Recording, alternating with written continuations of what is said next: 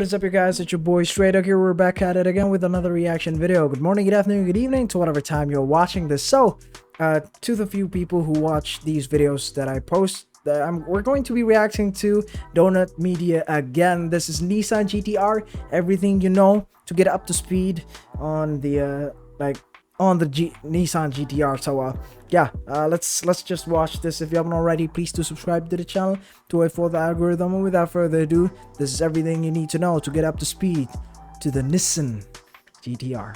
Let go.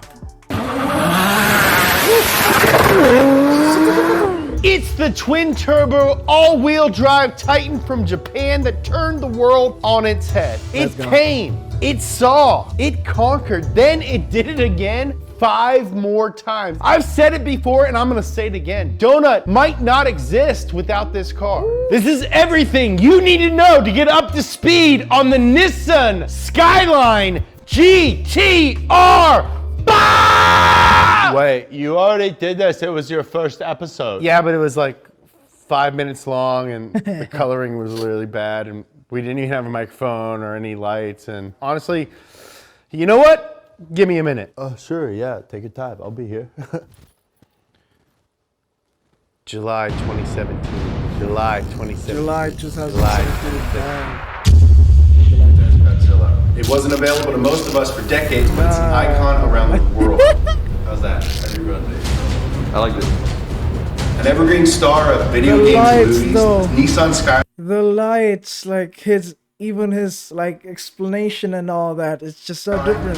Is the quintessence of forbidden fruit. This is everything you need to know. Movie right.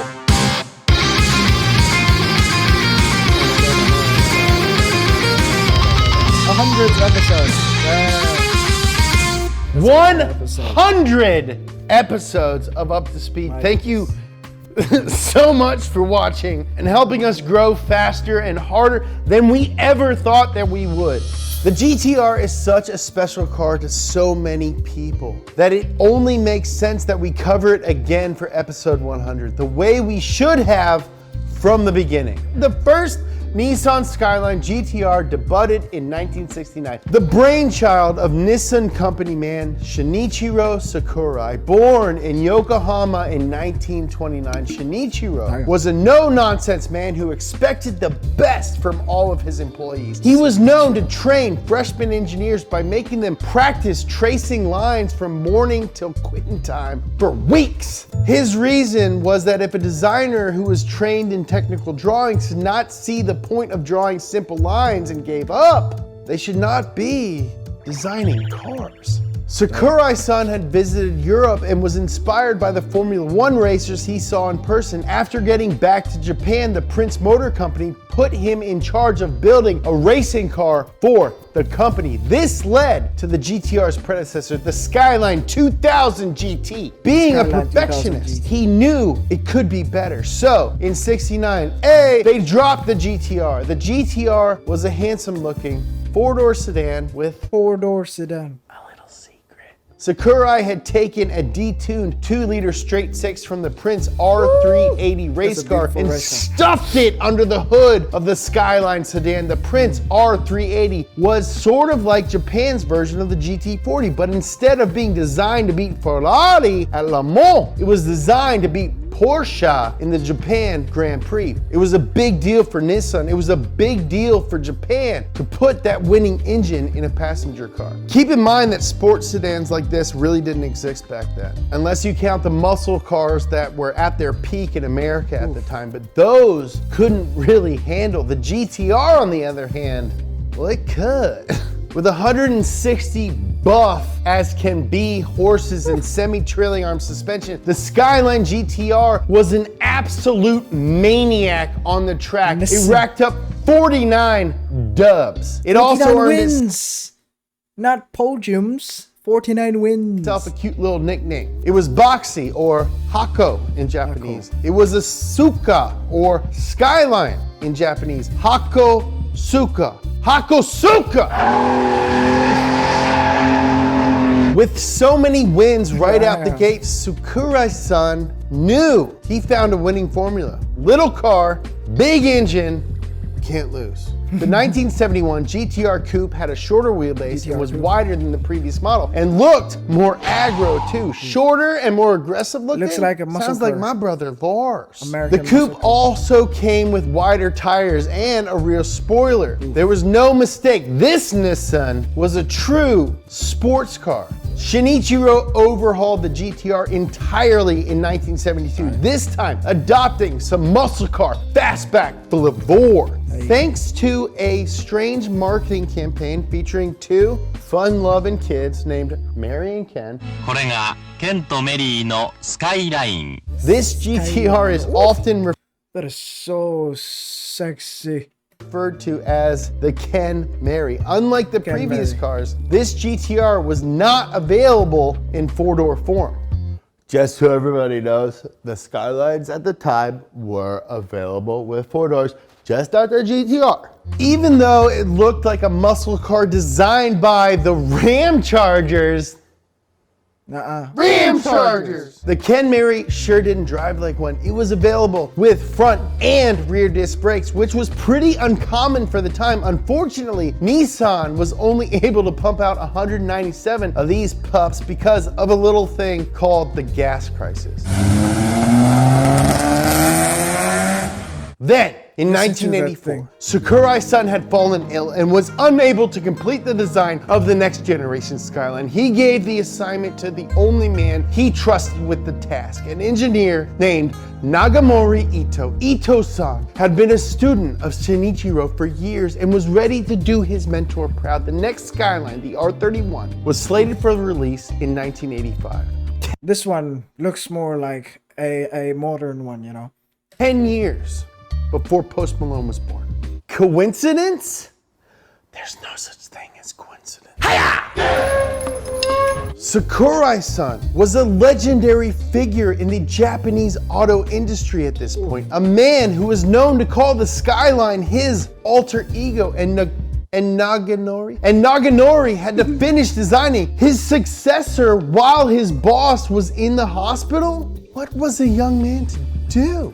The R31 dropped in '85 to lukewarm reception. Skyline diehards are a tough crowd to please, and this new car just didn't do it for them. There wasn't even a GTR model. This is not to say that there weren't sick R31s. There was the GTSR Group A car and the freaking Skyline Turbo C. Oof.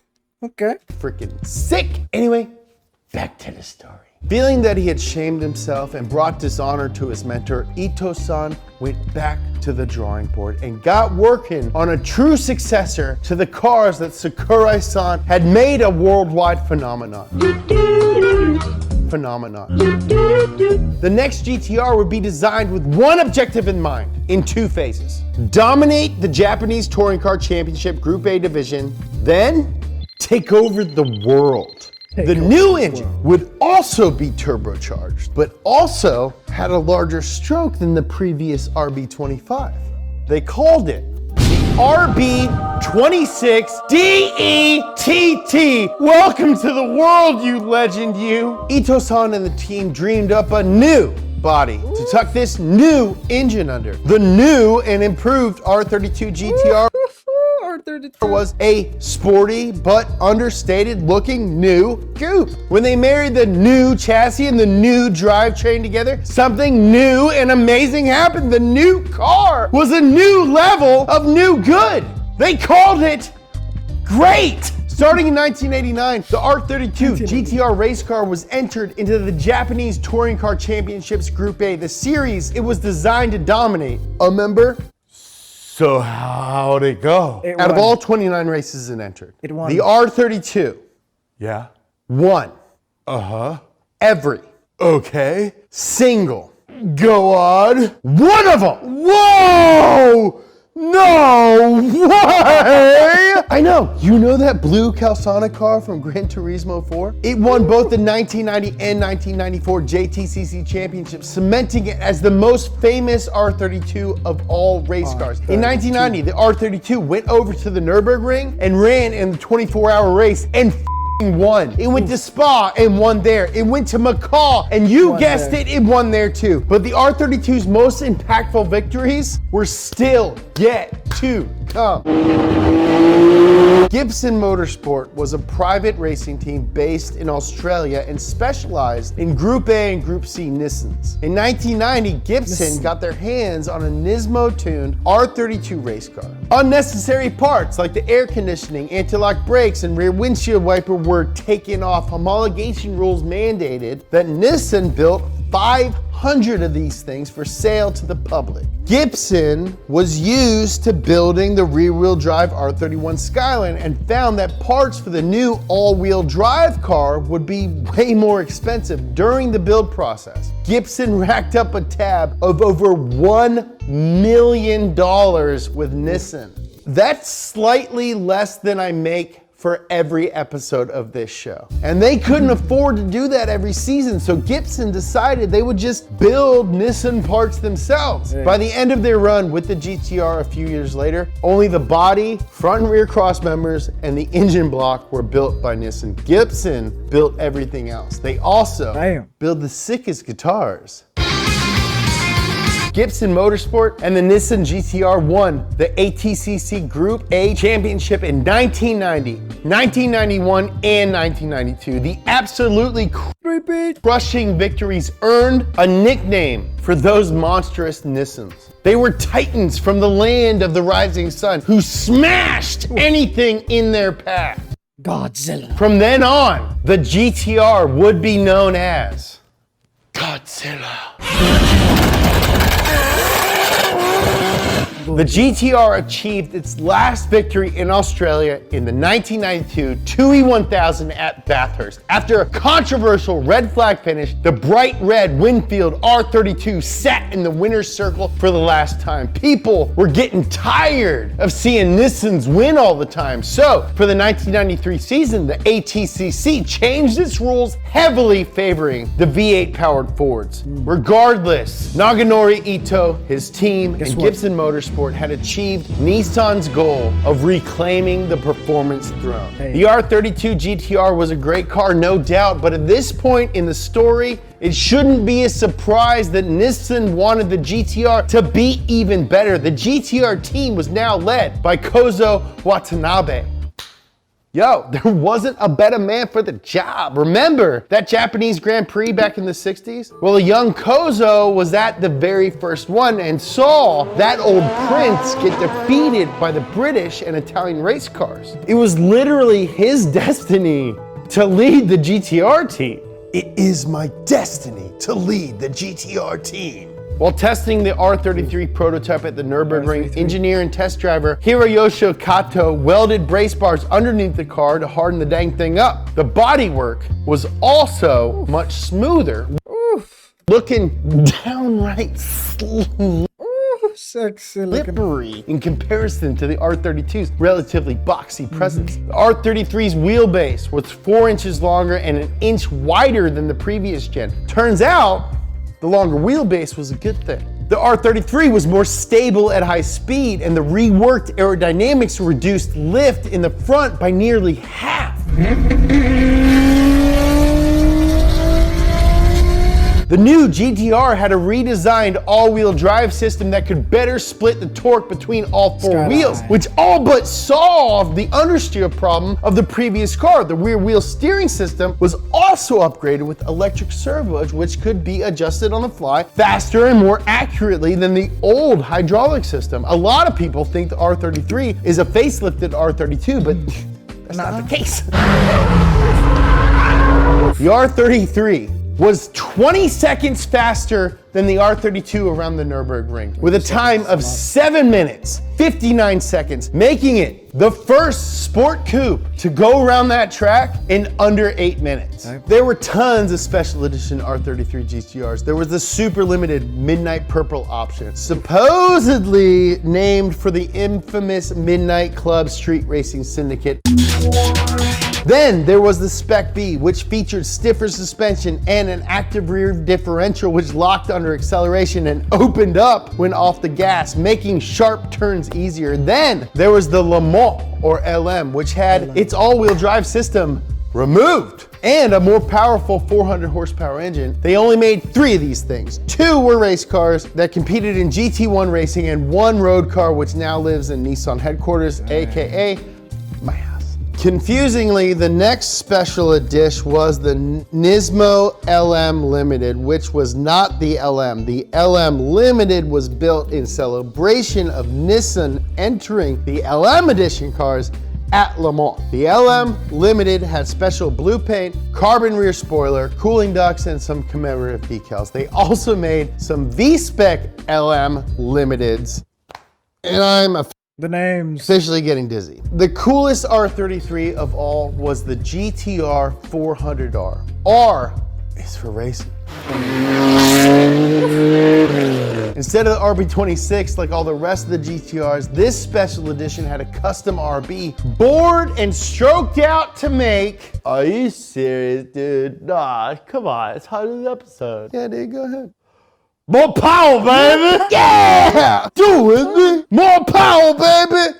Everybody! More power, baby! How much more power? 400 hertz per. Yes! The 400R had a 0 to 60 of 4 seconds and a top speed of 180 miles per. Hot damn! Nissan planned on making 100 of these bad boys, but only ended up making 44, making them super duper pooper rare. The R33 is the dark horse of the GTR line. It's definitely bigger than the others, like Nolan, who's a thick boy, and not as popular, also like Nolan. But let's give it time, and I think both of them will come into their own. Nolan wrote this. However, Watanabe heard people's criticism, heard they wanted more, so they would get more. Just like the leap from R32 to R33, a major improvement for the R34 was aerodynamics. This car wasn't sleek like last time. The R34 is a blocky boy with angular cuts and aggressive features like a stealth bomber. Small divots on the fenders direct air around the front wheels, pulling warm air out from the engine bay and cooling the brakes as much as 100 degrees Fahrenheit. That's 50 degrees centigrade. The air evacuation and new reworked front splitter work together to give the front end a lift coefficient of 0.1, which is basically nothing. Oh, this Under the hood, the turbo got a new ball bearing ceramic turbine, which decreased spool time and increased reliability. The R34's engine also had more aggressive camshafts, even more power, baby. The new GTR was fitted with a 6-speed get-track transmission. The all-wheel drive was better. The rear-wheel steering was better. Everything was better. And the special editions added even more better on top of that. There was the V-Spec, the V-Spec N1, V-Spec 2, V-Spec 2 NIR, V-Spec 2 N1, M-Spec, and M-Spec NIR. And don't even get me started on the race cars. The R34 was a distillation of everything that made a GTR a GTR.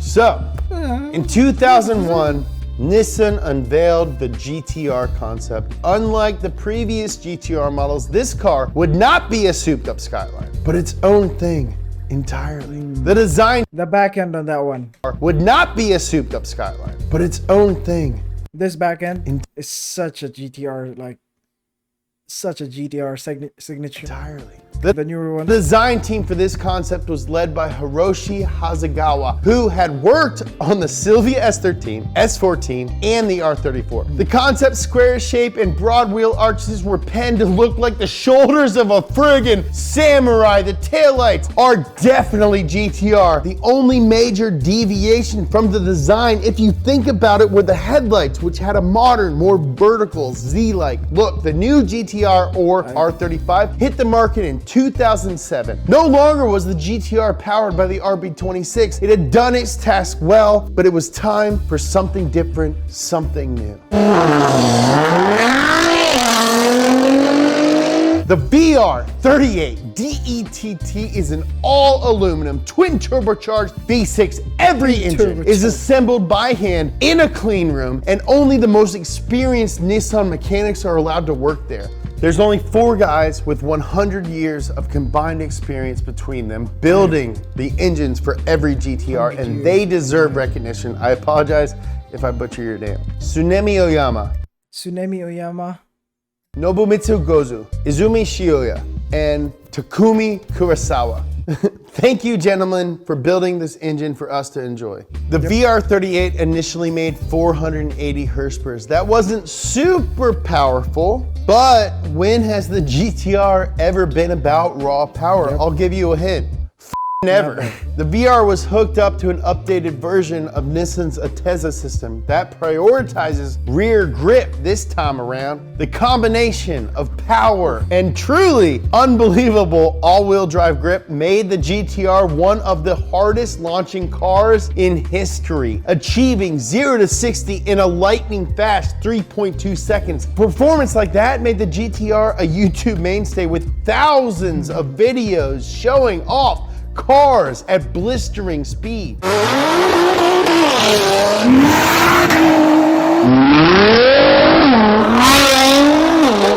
People winging that one. Say that it drives like a video game, like that's a negative. The only reason we know about GTRs is because of Gran Turismo. So of course, the R35 drives like a video game. And of course, there were special editions and racing versions, like the 2008 Nismo GT500. This car was so dominant that the Super GT League weighed it down with 100 kilogram ballast, and it still won the 2008 championship. It was the first car to achieve a championship with a weight penalty in a decade. The last team to do that was the Pennzoil team in '98. Behind the wheel of a bright yellow R34 GTR. 100 episodes. Dude, like I didn't think I'd live this long. I want to thank Colby for putting up with all my crazy demands and never missing a deadline, and also developing the entire style of this show visually. Rogov for making the animations, all the other super hardworking editors here at Donut. I want to thank Nolan. Pause the thing. 100 episodes. That's a century. Jesse, you're my partner. I met you and my life changed. Eddie, you did the first one. You did the first few. Nolan, you evolved this whole thing with me. You're my protege. I love you. I'm so proud of you. I've never been more proud of anyone in my life. Felipe, you're a champ. Everyone at Donut, I love you. Matt, thank you so much for making me do this. And thank you guys for watching this. I can't, thank you for watching this. This is absurd. Holler. Follow me on Instagram at JamesPumphrey.